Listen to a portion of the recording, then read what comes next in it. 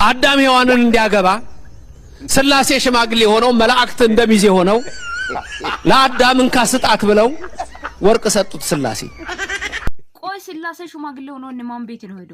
አዳም የተፈጠረው ካፈር ከሆነ ሔዋን የተፈጠረችው ከአዳም ግራ ጎን ሆነች። ሽማግሌዎች እነማን ቤት ሄዶ ነው? እኔ ጥያቄ። አረ በእግዚአብሔር አካውንተን ደግሞ ኮፕሊንክ አድርጉ። ሌላኛው ደግሞ እንዴት ነው መላእክቶች ልብስ ቀሚስ ለብሶ ሰርግ ቦታ ላይ ሚዜ ሆኖ ሜካፕ የሚያስተካክሉት እንዲሁም ደግሞ አበባ የሚበትኑልን? የምን ጉር ነው ይሄ? እኮ ተረት አይደለም ይሄ ነፍስ ገዳይነት ነው። ነፍስ ነው የገደላችሁ ያላችሁ ነፍስ አንድ ሰው ነፍስ የገደላችሁ ነው። አሁን ይሄን ሲናገር መቶ ኮሜንት ላይ መናፍቅ ነሽ ካህዲ ነሽ የሚል አይጠፋም። እንዲሁም እግዚአብሔር አምላክን የካደ ማህበረሰብ መቶ ነኝ አሁን ካህዲ ነሽ ብሎ ይለኛል። አሁን ይሄ የምን ጉር ነው እንዴ? እንዴት ነው? ስላሴ እኮ አብ ወልድ መንፈስ ቅዱስ አምላክ አንድ እኮ አምላክ ነው። አንድ አምላክ የተባለ ምን ይሆናል?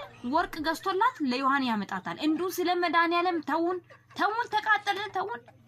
የምን ጉር ነው?